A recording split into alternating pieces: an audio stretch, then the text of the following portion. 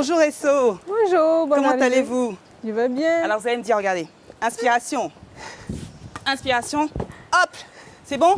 J'ai marqué? C'est bon. Bon, d'accord. Alors,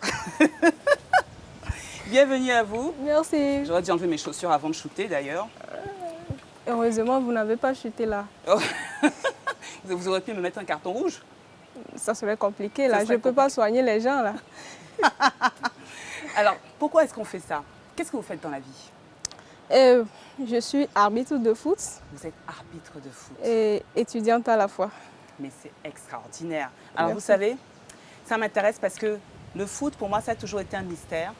J'ai jamais compris ce sport avec tous ces hommes et ces femmes qui courent après un ballon. Et vous, vous avez toujours voulu faire du foot. Bien sûr. Comment est arrivée cette envie, cette passion pour le foot? Au début, j'étais très petite. J'aimais courir. Et mon papa m'appréciait beaucoup. Quand je cours, il aime bien ça. Et j'aimais me boxer. Hein. Je me boxais avec tout le monde. Donc il m'a amenée dans un club de taekwondo quand j'étais trop petite. Donc à 10 ans, il est décédé. Donc quand il est décédé, c'était compliqué. Donc je n'arrivais plus. Maman a dit non. Là, l'éducation que papa m'a donnée, elle ne supporte pas. Donc il faut qu'elle me ramène à zéro. Donc avec le décès de papa, j'étais très proche de lui. Donc quand papa est décédé, j'essayais de me rattraper. Quand je pense à lui, je m'en vais courir.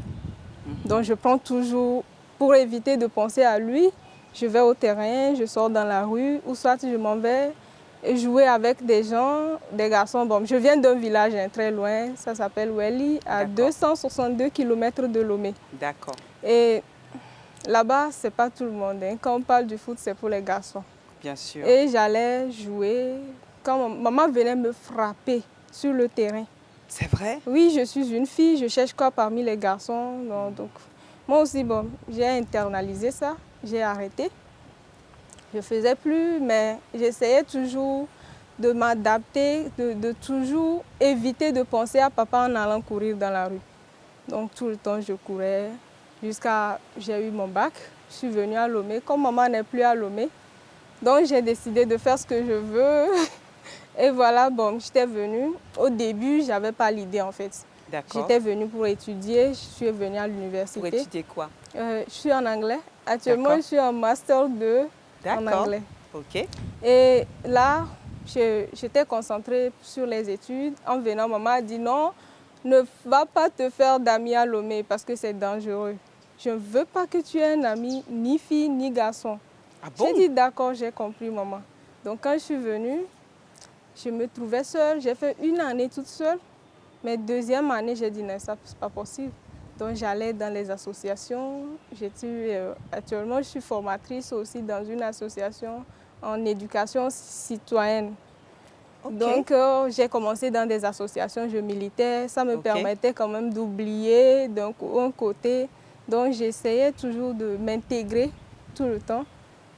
Et c'est dedans, dans une association, j'ai rencontré un frère, je dirais un ami, qui vient de mon village, qui me connaissait courir chaque temps. Il dit non, tu peux venir en arbitrage. Parce que quand je suis venue à Lomé ici, comme je n'ai pas d'amis, je sors, je suis toujours sur le terrain. Je cours pour éviter de m'intégrer avec les autres. Donc, du coup, il m'a dit de venir. J'ai dit non, c'est pas possible, je ne peux pas le faire. Je vais venir, comment je pourrais m'intégrer? D'ailleurs, je ne suis plus habituée avec les gens. Je suis très mal à l'aise quand je suis parmi des gens. Donc, il vaut mieux que tu me laisses continuer mon chemin. Il a dit non, de venir. Si ça ne me plaît pas, je peux repartir. Déjà, la course, il trouve que c'est bon, mais c'est d'essayer de mettre la discipline dans ma vie. Quand je suis dans un groupe, par exemple, dans un groupe d'arbitrage, il faut de la discipline, il faut un maximum de respect, il faut l'organisation et tout. Il m'a dit que ça va beaucoup m'aider. J'ai dit d'accord, là je viens en tant que visiteur. Quand je viens, je visite, si c'est pas bon, je pars. Il a dit non, il n'y a pas de problème. Et vous êtes allée? Oui, je suis allée le premier jour. Et bizarrement arrivé, j'ai retrouvé 2 filles qui m'ont accueillie. Le jour-là, on a pris des photos. Elle leur disait, il disait plutôt que moi j'aime courir, donc si c'est dans la course, je vais les battre. Donc elles m'ont pris, on a pris des photos ensemble et tout. Donc quand on a commencé, c'est vrai, c'était un peu compliqué. Pourquoi c'était compliqué? En tant que fille, Ouais. dans le football, surtout au Togo, sur nos terrains périphériques, c'est pas facile. Parce que quand tu arrives là-bas, tout le monde cherche à te jeter un mot là, pour te déstabiliser.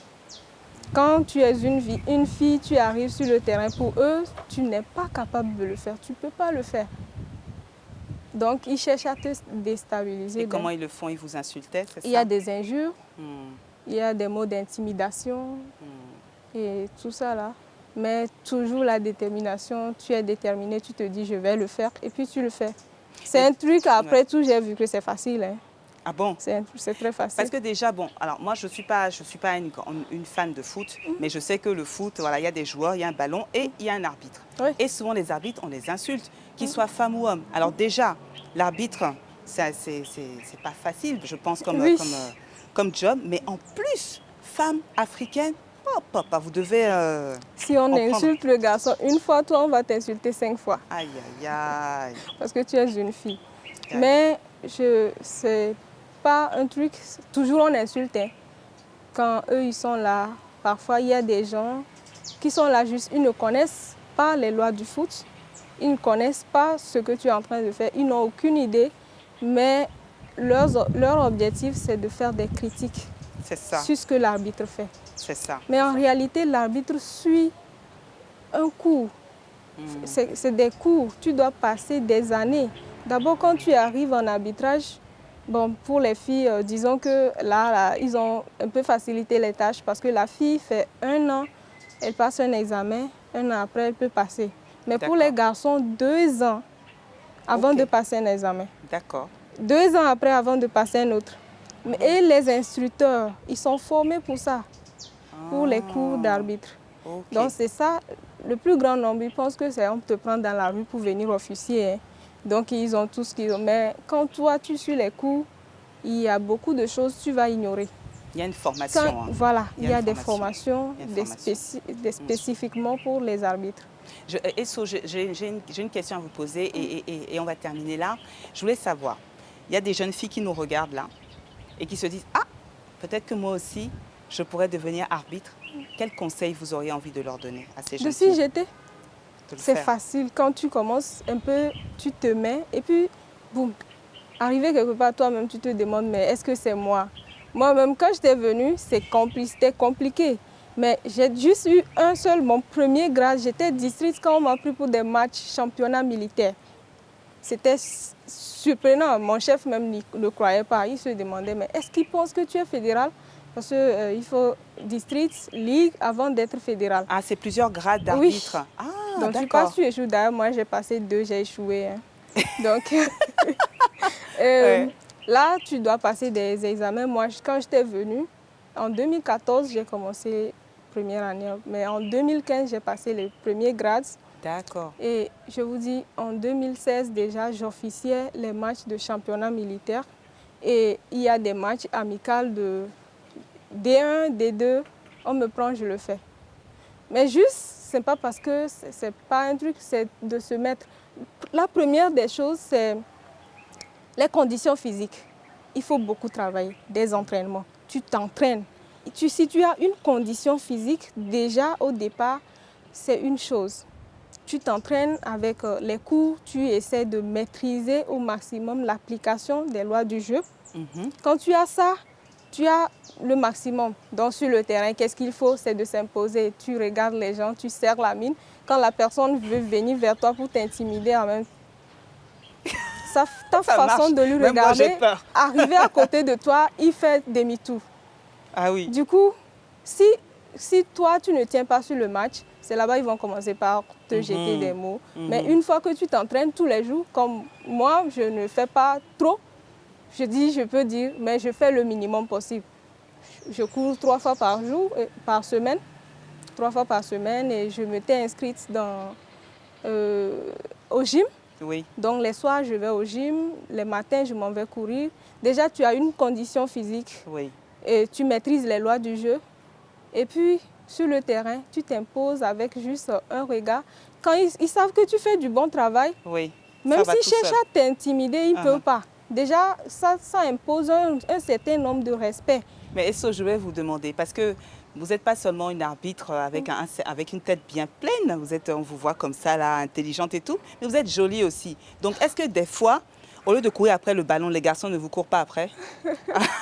Hein? Ou bien vous regardez et dites, carton rouge, comment ça marche? Ça arrive. Même un joueur peut venir à côté et dire, Tata, on m'a un numéro A. Ça Et veut puis, dire, il n'a Tata, vous rien donnez votre numéro. sur le terrain. Il peut venir dire, tu ne vas pas me donner ton numéro. Et tu le regardes sur le terrain, tu ne parles pas, tu regardes, c'est un regard. La façon dont tu vas, oh, pardon, c'est bon. Donc, juste quand tu es de passage, il te voit, oh, l'arbitre là, elle ne sourit même pas. Hein. Mais ça dépend. Par exemple, d'abord, moi, je n'ai pas de taille. Bien sûr. Je n'ai pas de taille, donc si je commence par sourire avec les gens, ça va être un chaos. Non, mais une fois que vous avez la robe, oui, la tenue d'arbitre, c'est terminé, c'est notre personne. Tu personne. serres la mine et puis, juste comme ça, tu fais ton travail, tu fais ce que tu as à faire et puis tu passes. Merci, Il n'y a plus Esso. rien à faire. Merci beaucoup, parce que je sais qu'il y a plein de filles qui regardent là, qui vous ont entendu parler, qui rêvent peut-être de faire du foot, qui se demandent si un jour elles peuvent être arbitre, et vous l'avez fait. Merci d'être venu nous démontrer au Maternelle d'Afrique. Merci beaucoup. Vous savez, là, il y a d'autres enfants là, qui sont peut-être en train de jouer au foot. Là, je vais aller les voir parce que notre chef Olivia nous a concocté une bouillie de mil. Dis-leur que je suis là pour eux. Non, si, je suis là. Mais j'ai dit à certains camarades, si vous voulez courir, venez me voir. On sort le matin, on court. On court jusqu'à ce que vous ne soyez fatigués, on revient. Bon. Donc, ils peuvent venir, hein. Je n'ai pas assez, mais je peux leur donner ce que je connais, le peu que je connais. Oh. Voilà. Ben, je leur dis, comme vous aimez courir, moi aussi je vais courir. Hein. À bientôt. Non, vous là, vous êtes une coureuse. C'est vrai, ça se voit comme ça. Ça à se bientôt. voit.